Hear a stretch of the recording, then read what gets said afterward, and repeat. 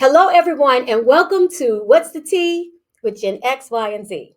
We are three generations, three perspectives, one cup of truth. So get ready for a refreshing take on hot button topics because we're going to be brewing up a steaming hot take on today's most pressing issues, and we're going to dish on everything from social justice to pop culture with humor, honesty, and just maybe even a little healthy debate. We're going to sip the tea, spill the honest truth, and find common ground across the generational gap. One thing for sure, this show is guaranteed to stir the pot. So, hey everyone, I'm Dr. Melissa. I'm representing the X generation. And hey everybody, I'm Amber, holding it down for us Millennials. And I'm Zion, keeping it real for Generation Z. That has to do it because you did the X. So I was there we go. Trying to be funny. Well, I was over here like, wait, that's okay. Yeah. I was a little off. To be honest with you, it's okay. We're used to being imitated.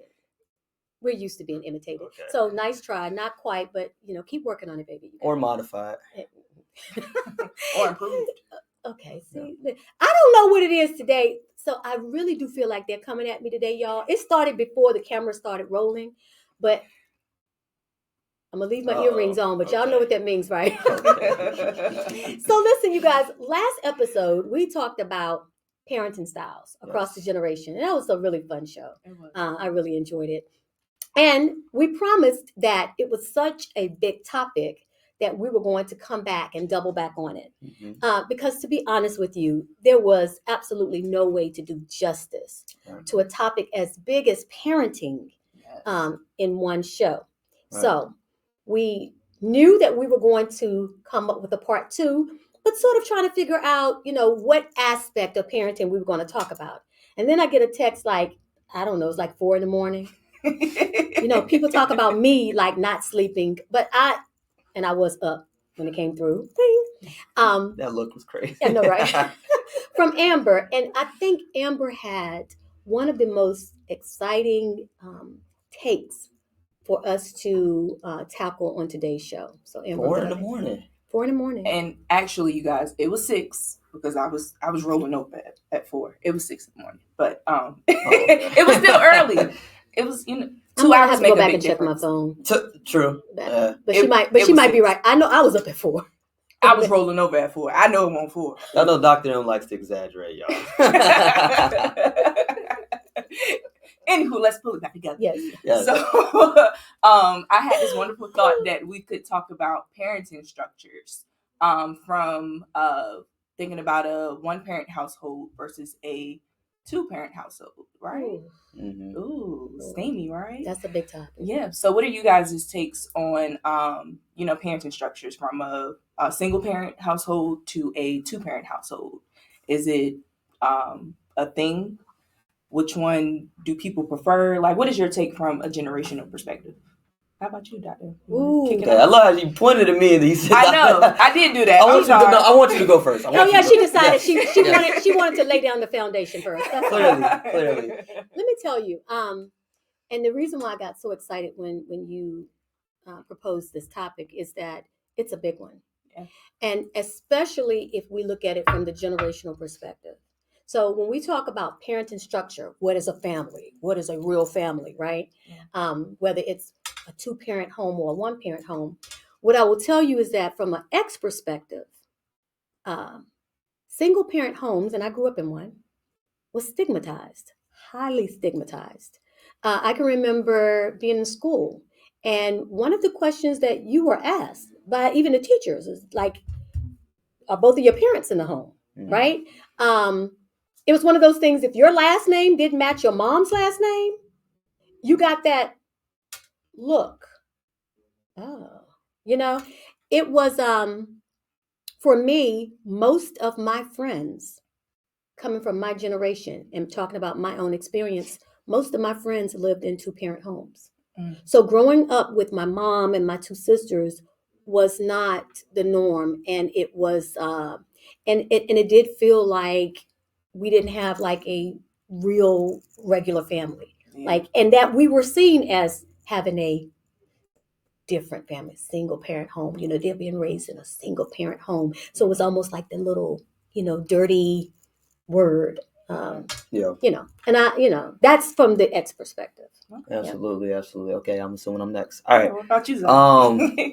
So it's crazy you say that when you say like that was one of the first questions like you would get presented to you as a child in school. That's wild. Was like your living circumstances, which is kind of crazy. I know growing up in school for me, Generation Z perspective, of course, teachers like refrained from delving into that information. So it wasn't really until I want to say I was 13, 14 where I realized, like, I was in my own little fantasy land. Like, people were like living different, in different circumstances. So they try to refrain from that. You have some bold teachers, but a lot of times, like, that's not something you would ask. And then one of the words I like that you brought up was the norm, or like even if we talk about today's standard, it's crazy how it was frowned upon like back in the day. Now people like glorify single parents. Yeah. Because they comprehend how much effort and work it takes to raise a child by yourself in a household. So it's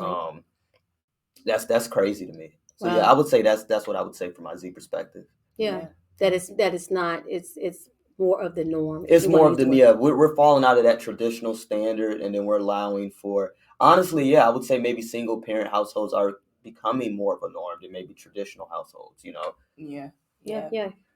And I could say for the Wires, we were, for us, and I probably might not be speaking for everyone, but for me, we were coming out of it being a traditional 2-parent household thing. It was becoming more acceptable.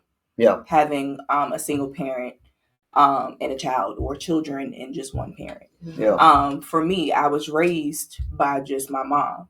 Now, I'm not saying that my dad, wasn't around. He was literally less than 20 minutes away from us, but he wasn't in the same house as us. Right. So, I would have split time with my parents, of course, more with my mom. But, when I was going to school, it was a lot of my peers that were in 2-parent households. Now, I did have some teachers that were definitely bold because of where I went to school at, just the neighborhood. Yeah. They weren't really like your traditional teachers. They were more, a lot of them were motherly. So they always wanted, what was best for you. So they would talk to me like real, honestly, like they wasn't sugarcoating it for me. So they knew my circumstances without me actually having to say it, right? Yeah. Because sometimes you're a product of your environment. So sometimes if this is, where you're living and a lot of individuals are like that, then it's basically a norm. This is how it is. Right. So it wasn't a case where, I hate that, you were asked that question as a child. I don't even know how I would react. No, so let me jump in. There was no there wasn't any odd feeling I had about it. It was just the time. Yeah. During that time, there were 2-parent homes for the most part. Yeah. And there was a lot of stigma. We've talked before in shows previous about even women working outside of the home. Yeah. There were a lot of traditional roles. So I never felt this sense of as if the teacher was being bold. Gotcha. It was a question she would have asked or he would have asked. It was on the forms. You know what I'm saying? It was, and then if it wasn't, it was sort of like, well, where's your dad? So they weren't acting out of turn. No. That was a normal, I got you. It was the times. Yeah. And if you were in a single parent home, then that was the exception and not the rule. Yeah. Right. And so, but this goes to talk about how we have, I would say, evolved. Changed. Because it's really, to be honest with you, it's heavy on the judgment. Without you meaning to. It's societal judgment that will presuppose as to why a child is in a home with just mom or dad. There could be a number of reasons. Exactly. I will say for me now as a parent, right? As a parent, my kids were reared in a 2-parent home, right? I was married for 31 years. I would say my younger 2 children knows what it feels like to be reared in a single parent home because of the passing of their father. So we went from being the traditional 2-parent home to a single parent home based on a circumstance way out of your control. Right. Definitely.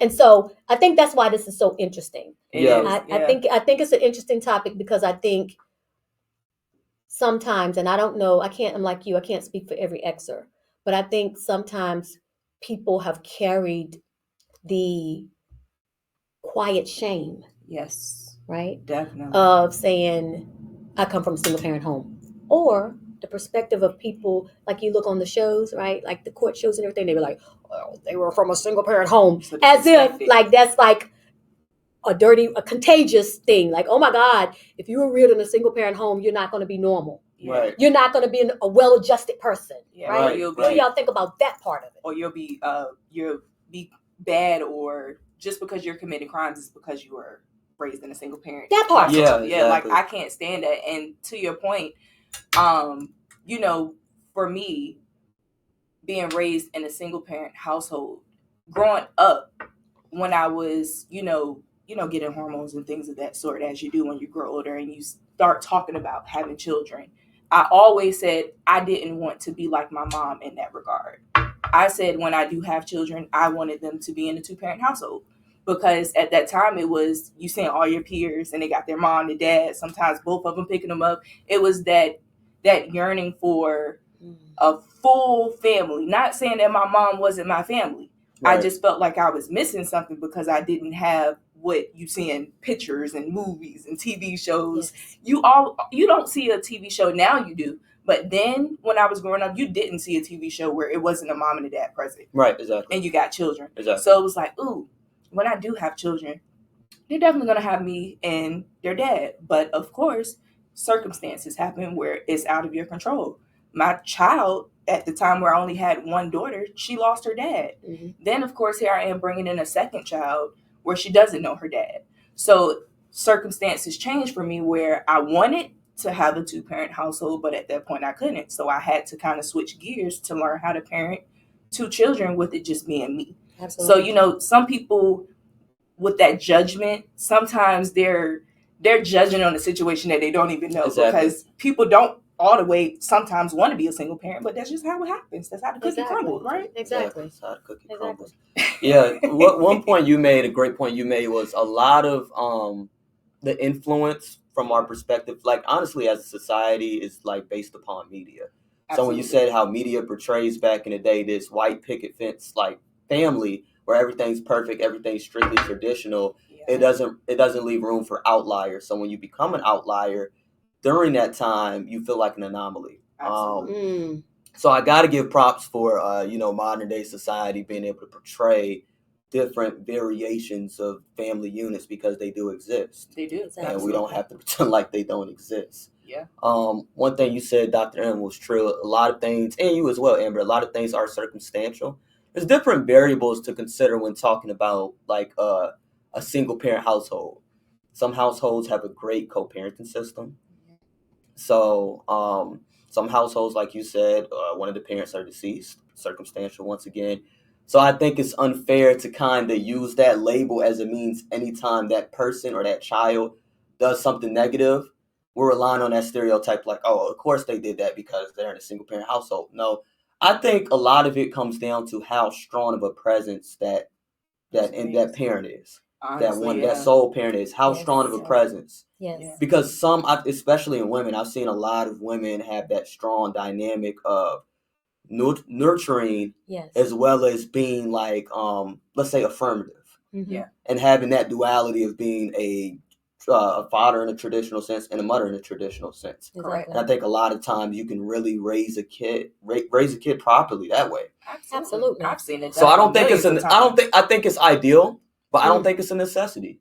So here's the point. Sometimes what we feel, to your point, Amber, you was talking about experiencing this as a child and feeling something was missing. Me too. Same thing. Yeah. But I'm not so certain that some of what I was feeling was missing was based on the messages that I was getting that I didn't have everything I was supposed to have. Exactly. Absolutely. Like it was almost this connotation of, oh my goodness, you're in a single parent home. Oh my gosh, you're missing something. Yeah. And when you put that inference out there, then of course you feel like I'm not getting everything I need. Because you're being told that. You're being told that, Exactly. right? And don't get me wrong, for various reasons, people are in a single parent home. Sometimes people are raised by grandparents. Exactly. Sometimes people are raised by foster parents, Exactly. right? To your point, I think we get beyond the quality of what we're giving that child, right? So when we talk about parenting structures, if we really want to talk about the definition of parenting, to protect, to teach, to nurture, like all of those things, who says there has to be multiple sources of that? Right. If you get what you need, you get what you need. Right. Right. And that's not saying that if a parent is absent, that could be there. Right. I think sometimes what we deal with as children then is just the whys. Like, why aren't you here? And you could be here. And what did I do wrong? So we deal with all of that, right? Yeah. Our own internal stuff. Internal stuff. But we got to be careful too about the messages that we get external that says something is wrong. Mm-hmm. That's not the way it should be. Right.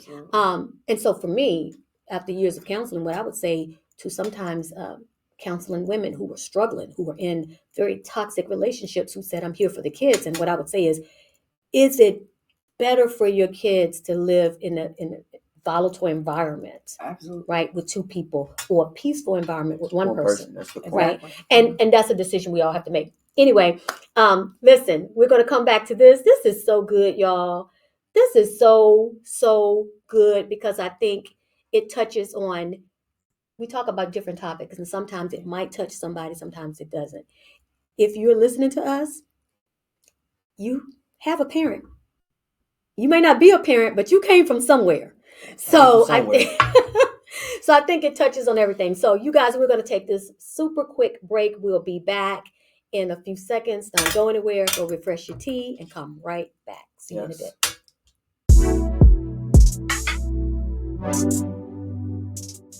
Catch the wave of success with Standing on Business with Dr. Melissa.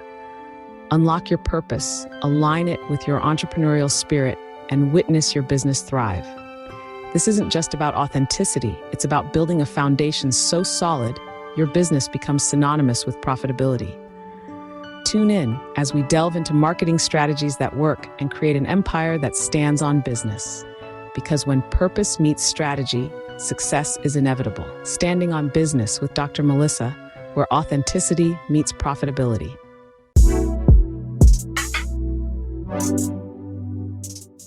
Okay, so welcome back to What's the Tea with Gen X, Y, and Z.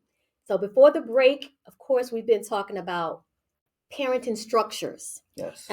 Particularly single parent homes and two parent homes. Yes. Traditional parenting versus non-traditional parenting. Yes. And so let's keep that conversation going. That was good. Mm-hmm. Yes, and I'll go ahead and start off. I know we've been defending that single parent household a lot lately, but now I think it's time to defend the two parent household a little bit, because there's nothing wrong with that, y'all. There's nothing wrong with the traditional household. Okay, they're both equal.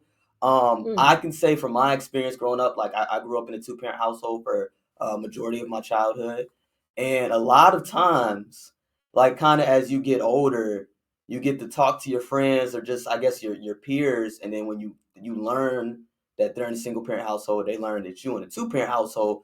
A lot of times they'll use that notion as just a way of saying, oh, well, you don't go through nothing.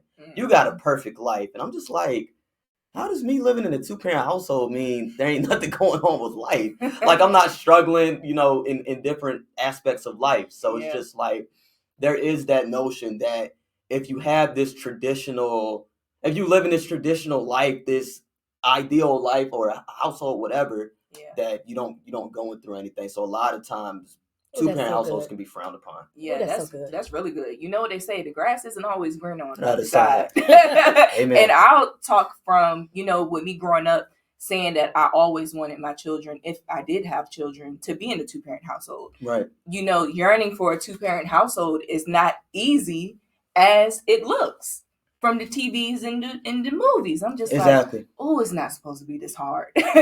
Sometimes when you're in a relationship with someone and you are completely opposite from that person. Your parenting styles are different. Some Ugh. things, planning for trips in your head, you gotta do this, this, and this, and this person like, well, we can plan for it the week before. No, you gotta pre-plan certain stuff, or birthday parties. Exactly. So you realize that you're literally in a union with someone and you're like polar opposite, and everything is not how you wanted to go. You got to compromise on certain stuff. How you want the baby to be dressed, they don't want the baby to be dressed like that. The grass is not and always the child greener. the child gets the effects from all Absolutely. of that. Yes. All that So the indifference. so what we're talking about is quality. Yeah. There's poor quality 2-parent homes, Yes. and there's good quality 2-parent homes. Right. There are poor quality single-parent homes, Absolutely. and there are great quality single-parent homes. Absolutely. And I'm going to tell you, I just about jumped up out of the seat when you started talking, but I'm too old and I won't go do all that. Inside, I left. He's still young. Amen. What you're talking about right now is reverse stigmatization. Yeah. The reverse stigma. Like I talked about being an Xer where it was like stigmatized if you were from a single parent home. Oh my God, she's from a single parent home. But listen, you guys, this generation now, and we've heard it from our Zer every week, they are such non-conformist that it's almost like anything that looks like conformity is a bad thing. To run away from. Yeah, it's like, oh my God, 2-parent home. It's almost like we're so addicted to the struggle. Like, I'm going to give you an example, y'all. I had a family member who grew up very middle class. Not rich, but very middle class. And having a conversation with this family member, and I think the family member forgot that I was there, in their life and kind of saw how they lived. And they started talking about being from the streets and the struggle, coming up hard. And I was like, I'm trying to figure out when that happened. But we have become masterful at downplaying anything that feels like conformity and playing by the rules and following authority. We've become so addicted to being the outlier, and you know what I'm saying? Right. The rebellion of it, right. That when we hear for you, are you in a 2-parent home? Oh man. So for what I got as a young person being from a single parent home, like, oh my God, it's just your mom, your dad's not there. Yeah. You're getting it because you were from a 2-parent home. What? Your dad is there? Right. What? It's I'm telling you guys, we've gotten to now. We'll take this into something that we'll talk about in weeks going on. This thing about credibility, like street credibility, and for me, even with people my age, when I tell people about telling your story, especially in business, well, I don't have a story because I don't have a struggle. I grew up in a 2-parent home and I wasn't abused, and I'm thinking, a story does not have to be tragic. Exactly. Right? Exactly. Like trauma is not the leader of a story. And that's what I was going to add on to real quick. 100% this generation want to stray from conformity. Like, we are not conformists. We challenge authority, all that good stuff. But another thing I would like to add as well is that people glorify trauma.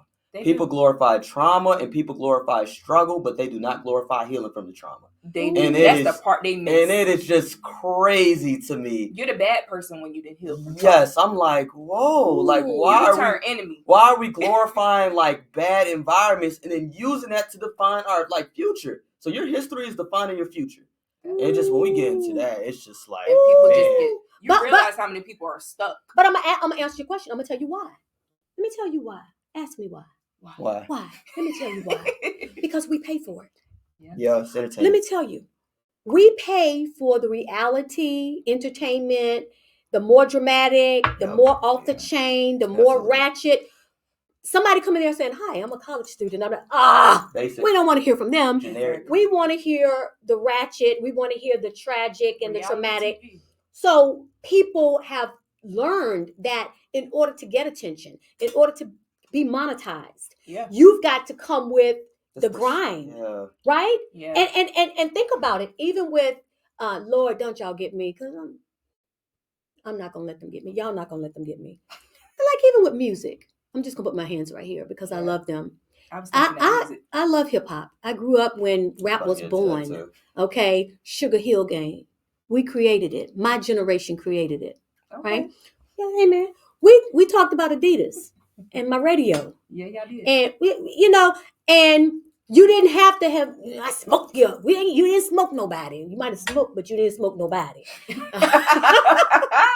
But here's the thing, and that music was good and valuable. But as time went on, what I heard from some of the hip hop artists as we started transitioning going into the 90s, it was like, oh, he don't have street creds. Oh, he's too soft. Oh, he's too pop. And it was like, if you hadn't gone to jail 33 and a half times, you weren't being respected. Right. And now, so the people who don't even experience that trauma are now adopting that trauma from other people. Just talking about it like they did it. Like it's because, like you said, it's entertaining. It makes a good story. It attracts attention. So people adopt personas just to get attention. So here's what I would say, y'all, is because listen.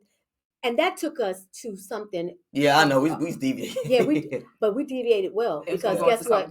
Because we're going to pick that up. Because here's what I'm going to say to you.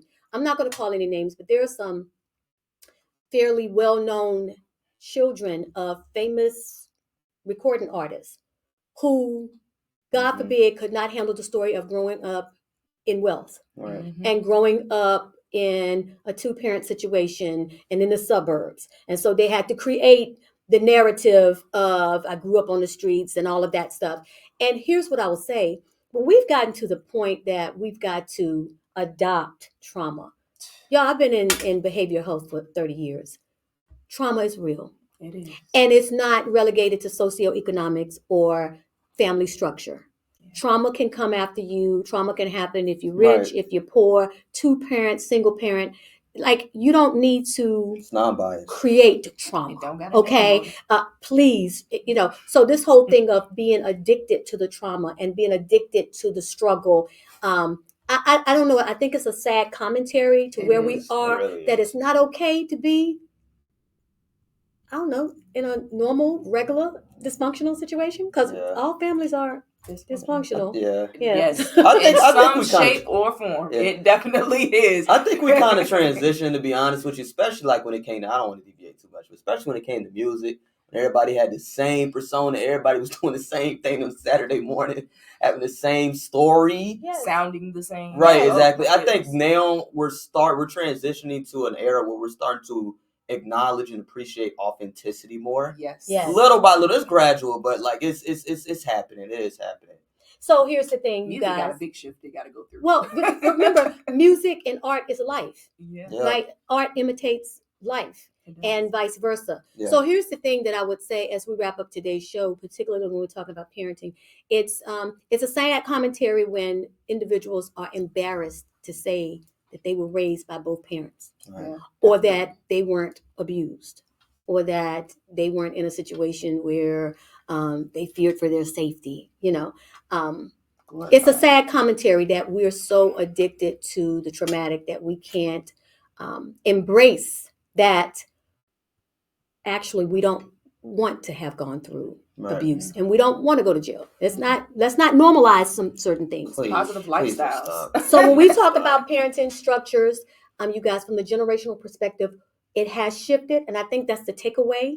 That what was once stigmatized has now stopped being stigmatized with millennials, and now reverse stigmatized with Z. So we've gone full circle, right? Yeah. Made a whole full circle. We made a whole full circle. But here's the thing, you guys. Love, parenting is not relegated to either or structure. Right. I tell you, there are some people that are changing the world who are the most amazing, kind, compassionate people that were raised by one parent. And there's some of the most dysfunctional, meanest people you want to find on the planet that were raised by two, right? So it is not about the structure as much as it's about the content of what's happening. Exactly. The parenting, the love, the commitment to rearing another human being that you've been blessed to steward. Yes. And I think sometimes we get away from the blessing of having a life. A life with all of its possibilities. So whether you came from single parent, double parent, dual parent, grandparents, alternative parenting, however, here's the takeaway. You were loved. Love your people. Yes. Love your people. Take care of your people. And if you were like me and you came through, a time that it didn't quite look the way you wanted it to look. I certainly can say that. That was, I never thought my upbringing was ideal. Yeah. Take the lessons from that. You know what I do all day, every day, and twice on Thursday? I take all of the experiences and things that I've gone through, and I channel it in a way to make an impact for good. Yes. Because nothing was lost. Nothing that we've gone through, no trauma, no tragedy, is lost if we take those things and let it make us better and not bitter. Exactly. So that's my And I got one more message. He was gonna, and that, see how that was a great ending. See how that I had put the bow on it, but the zero won't. Go ahead. You can tell he was trying to. I know he was trying to come up in this. No, the hardest part of this show is finding when it's time to talk. You know what I'm saying? But anyway, I got one last message before we depart, and this is the message for the parents, specifically the Gen Z parents, because I've been seeing them Generation Alpha kids. All right. Moral of the story: be intentional of taking care and raising your kids. Raise your kids. I'll say that one more time. Raise your kids. And take that iPad away after 10 o'clock. 9 o'clock. Please. 9 o'clock. 9 o'clock. I was trying to be lenient. I see, but 9 o'clock. That's good sage wisdom. Yes. My gosh, these kids, boy. All they know is gadgets and iPads. Make me feel like I'm 35. They don't know outside. Y'all, we're going to stop the show. We got to stop the show. But I'm just going to say, as the Xer sitting here, I'm just sitting here like this. Because, woo, haven't I thought that a time or two. Kids these days. But anyway, you guys, listen. Let's keep this conversation brewing, you guys. You got to keep asking questions. You got to listen to understand and acknowledge the unique challenges that each generation faces. Mm-hmm. And y'all, let's keep looking for common ground because I promise you it's there. So tune in next week for another thought-provoking and entertaining conversation that bridges the generational gap, one cup at a time. Take care.